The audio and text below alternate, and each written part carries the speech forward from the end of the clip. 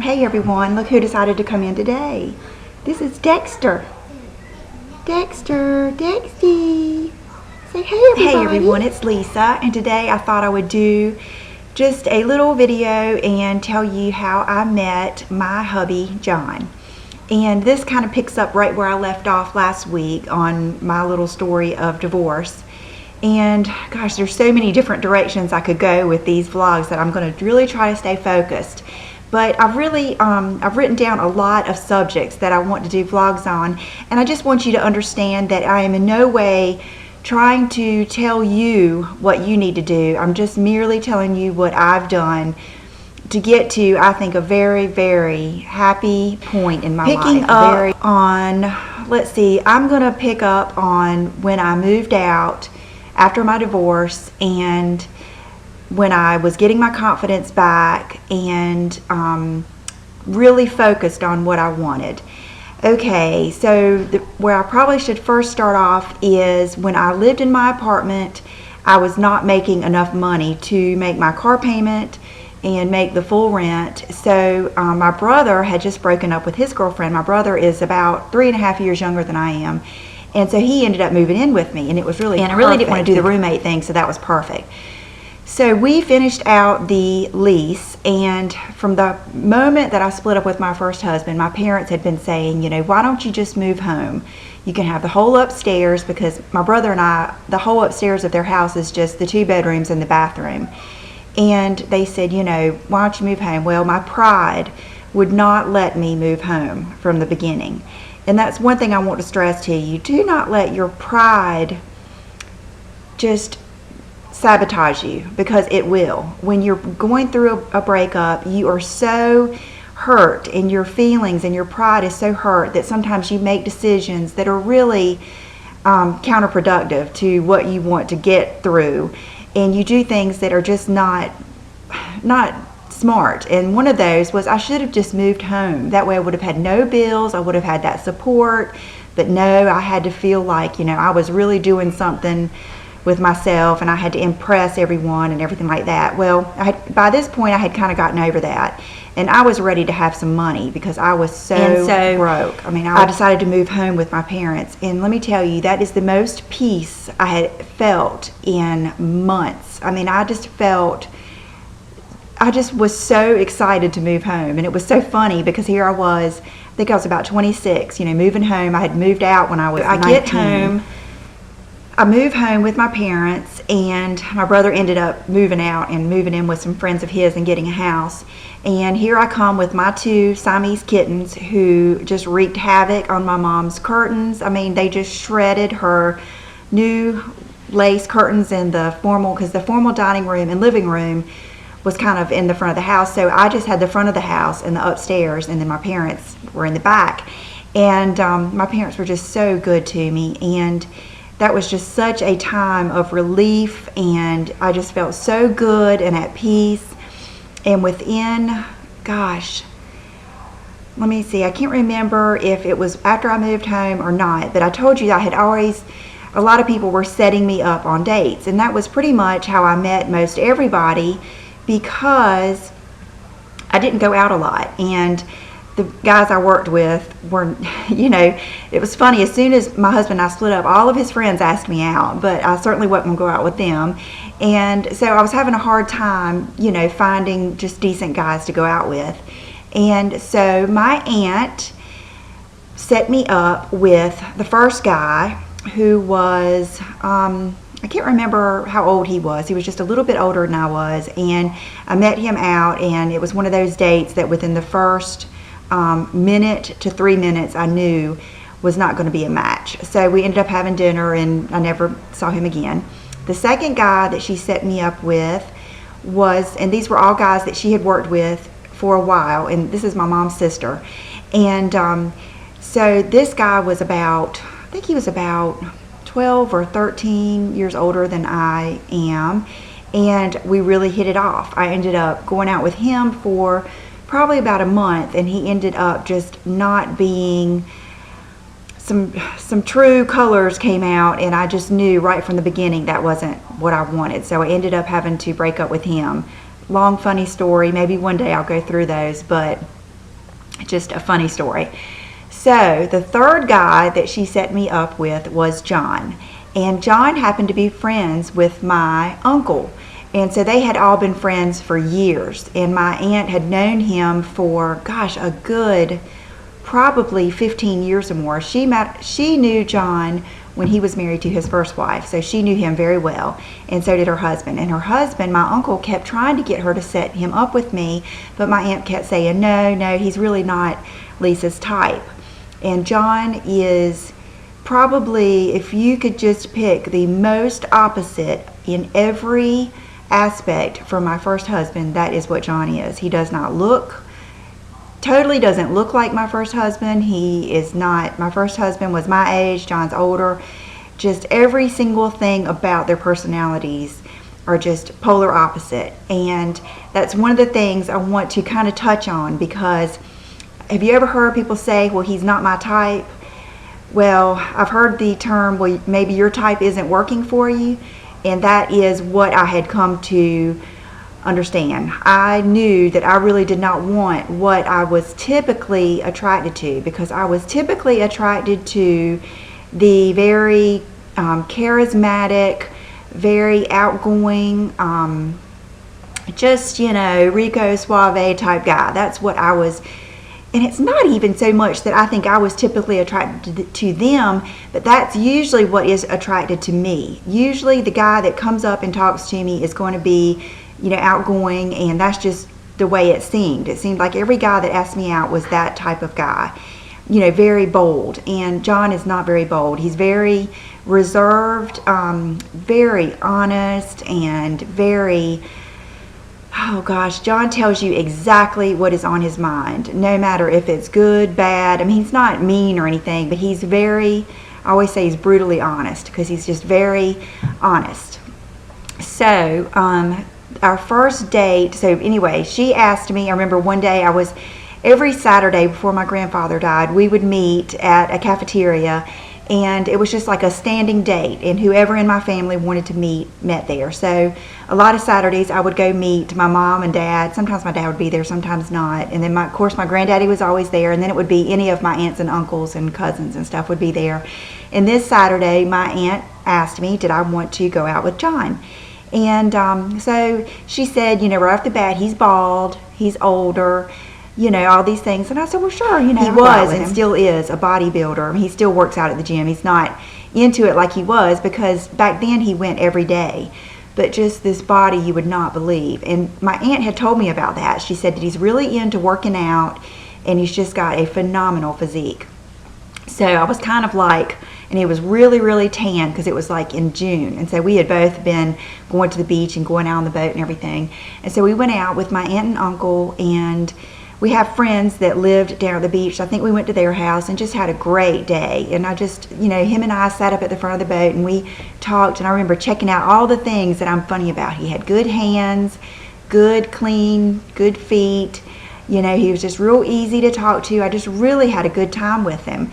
And at the end of the day, we had parked at our friend's house, I remember, and put the boat in there. He said bye to me, and that was it. And so my uncle came up and said, what do you think? You want to go out with him again? And I said, yeah, sure. And it was so funny, because John told me that he had really he said, once I saw you, he said, I figured you weren't going to go out with me. He said, so I just had a few beers, and I was, myself that day. I didn't try to really impress you. I think that is like a blessing, because he was really himself, and that's what I was attracted to. He was just so normal, and he didn't say anything goofy, or not really. He probably said some goofy stuff, but nothing. He wasn't really trying to come on or trying to impress me, and I just really fell in love with that. And I fell in love with the fact that he was not all those things that my first husband was. And please don't think that I'm trying to talk bad about my first husband, because there's nothing wrong with that for someone else. But for me, it was not what I wanted. I wanted somebody that was really honest, humble, dependable, just all these things that I knew were just most important to me, way more important than money. Because I don't know if you kind of got that in my first video, but I had money, and I was very, very, very unhappy with money. So I knew that that was not going to be my happiness. And I had tried that, believe me. I tried to just be happy with buying things, but I'm here to tell you that does not make you happy. And so that's how we got started dating. And I think our second date, he picked me up at my parents' house. And when I talked to him about that, he said he actually respected that about me, that I had moved home, and that did not bother him at all. Like I had originally thought, nobody's going to want to go out with me when I live with my parents. But he said that, he thought that was respectable. And so he picked me up, and I think the second time we went out to, I don't know if we went to a movie or out to eat. But one of the things I always loved about John, and it's just what I love about him to this day, is he didn't call me and say, well, do you want to go out? And then say, well, where do you want to go? He would call me and say, would you like to go out to dinner Friday night? I thought we'd go to this place, and then we'd do this, and then we'd do that. And I loved that about him. I loved that he took charge, and he already knew where he wanted to take me, and he always took me to the nicest restaurants. And one thing that we did that I had never done before is he would take the initiative to find out what plays. We have downtown we have some theaters that they do plays and stuff like that. And he would take the initiative to say, would you like to go see a play? And he had never been to see one either, but he was trying to think of neat things to do. So I remember every Wednesday we went to a movie, and on the weekends we went, usually on Friday night we would go somewhere, and then he had a boat, so we would go, like on Saturday and Sunday we would go out on the boat. And another thing I wanted to touch on is, even though I could have spent the night with him, I didn't. It took months. I think we were engaged before I ever spent the night over there, and I did not spend every night over there, even after we were engaged, and I did not move in with him. I wanted to do everything right, and his parents were older. They've passed away now, and they were actually the ages of my grandparents. And out of respect for them, even though we'd both been married before, so that cat was out of the bag, we wanted to respect their feelings, and we wanted to really do things the right way. So I did not spend every night over there. I just spent, every once in a while I would spend a night over there, but most of the time I came home. And so where was I? That's one thing bad about me, is I get off track. So anyway, we dated, and everything just went so well. And I want this to be kind of the point of this video. If you are watching this wondering, how do I know if this person is the right one, or how do I know if I've met Mr. Right? John and I only dated, I think, June, July, August. We only dated about 3 months before he asked me to marry him. And then we met in June. We got married in February. And we did not have a big wedding. We were going to have a small wedding, but it seemed like, the more we told, the more people wanted to come, and we didn't want to tell anybody they couldn't come, and it just was kind of snowballing. So one day we were just sitting there, and we just decided that it was a Wednesday. I think we were out to eat, and we were sitting there, and I think that weekend was the 7th, and that's his favorite number. And so we decided to just get married that weekend after church. So we had 2 good friends of ours come to church and be our witnesses, and we got married that day, and we headed off to a little, like a 3-day honeymoon, and we went to Charleston, South Carolina, and then we called our parents on the way down and told them we had already gotten married. And my parents were, thrilled, because I come from a real modest, practical family, and that's how I am. So they were, excited about that, and they loved John.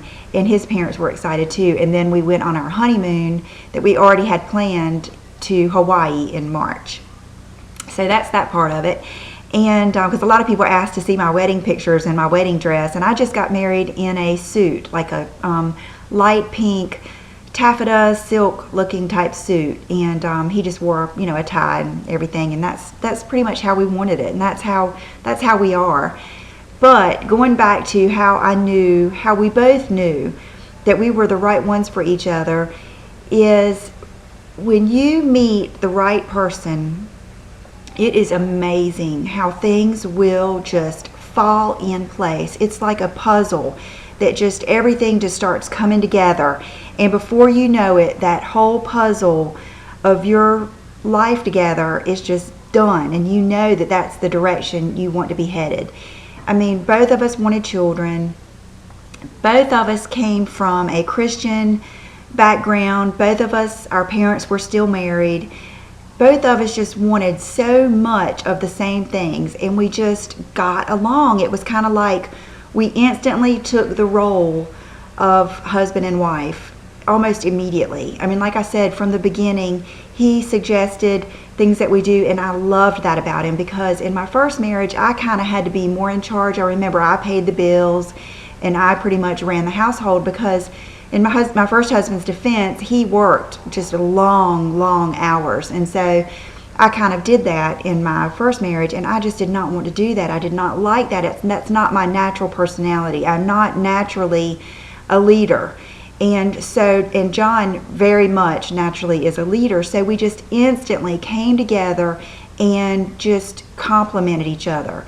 And every single thing just went in the right direction. What's funny is I actually, when I met him, was not divorced yet, because in North Carolina you have to be separated a year, and I had been separated a year, but to be honest with you, I had no idea where my first husband was. He had moved out of town, and I didn't want to spend the money to get divorced, so I ended up finding a real cheap divorce lawyer, and he tracked down my first husband, got the paperwork signed, and I remember the day after I was divorced, John asked me to marry him, and he did it at the beach, and he got down on one knee, and it was just wonderful. So anyway, life couldn't have gotten better. I mean, it just got better and better, and just, we did not argue. There were just no big warning signs. Nothing, we did not argue. We just did not have any fights. And my parents loved him, his parents loved me, and it just went on from there. And I remember on a episode of The Kardashians, I remember Bruce telling Courtney that when you're dating, that is the best. I hate to say it's the best it's ever going to get, because it isn't, because when you're really with the right person, it gets better and better. But if you are having a hard time dating and you constantly are having to break up and get back together, that's exactly what it was in my first marriage. We broke up so many times and had so many fights, and I spent so much time crying before we even got married. I should have known. I mean, that's why I totally blame myself. But, I just kind of wanted what I wanted so bad, I tried to make it work. Well, when you're with the right person, you will not have to just make it work. It will the pieces will fall in place, and you will not have to keep on jumping hurdles. Just make sure that things are just kind of coming together, and that you are both, looking at the same future, and you're both heading towards you're going down the same road, and it's a good road, and you want to keep going down that road.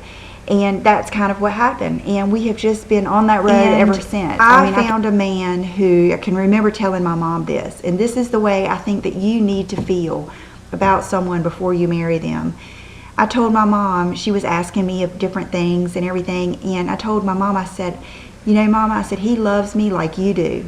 He loves me like you and my dad, and Daddy do.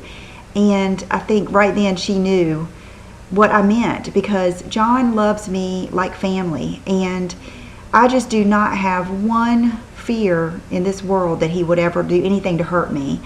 And that's how you should feel. You should really feel like he loves you like family, and he loves you and cares about your well-being, not just about you as a wife or somebody hot to look at or somebody to go have fun with. He should care about you and your feelings.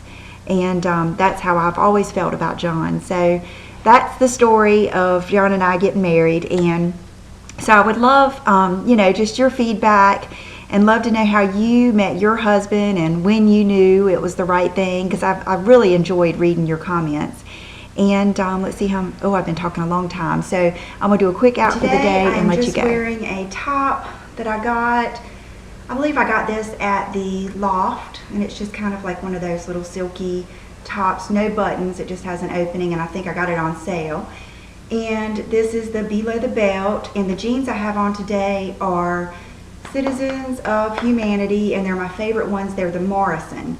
And I don't know if they make them anymore because I've had a hard time finding another pair because I really like the way these fit. Okay, and the shoes I'm wearing are some new shoes that I will show you on Friday. They're just nude sandals. And then the bag I'm carrying still is a Louis Vuitton Speedy 35. And you can see how this bag just goes with anything. I just love it. It's probably my favorite handbag of all time. For accessories today, I just have on these little earrings that I have had for years. I mean, since before I started making videos, and I got these at Target. And they're perfect on days like today when I, already have a necklace on. This is the Dean Davidson ring that you guys know I love. And I love this bracelet too. This is the Lee Elena bracelet. Same old champagne fossil watch, wedding ring. The nail polish I'm wearing is in that little set that I just got, and it's called Very Vixen by Quo. So I'm sure there's one that matches it in the Orly. This is something I was so anxious to show you. This is a necklace that my aunt, who has passed away, she was tragically taken from us too soon. I guess you guys can figure out that I've been real close with my family my entire life, and that's another vlog I want to do about that. For those of you that don't have family like I have some kind of just advice for you, or what I think. So, but when I was little, we went to my grandmother's. I mean, I saw both of my grandparents probably every week, and we would go over to my mom's moms, and my mom had two younger sisters. One of them is John's age. That's the one that set us up, and then one was a little bit older. And so they were teenagers. They were only like, I think, 11 and maybe 14 when I was born. So, they were kind of like much older sisters, and I grew up with them. And so this was my aunt's, and she passed away, and my mom has had it hanging in her bathroom like on a towel rack. And I just kept, admiring it because I can remember my aunt wearing this. And so my mom said for me to just take it and wear it. And I said, no, I'm worried that it might break or something. My mom said, no, go ahead. If it breaks, it's no big deal. And so I finally got the nerve to take it and wear it because I love it. And I just think it's so funny how fashion just comes back around, because this necklace is from the 70s. And so I guess it's considered vintage now.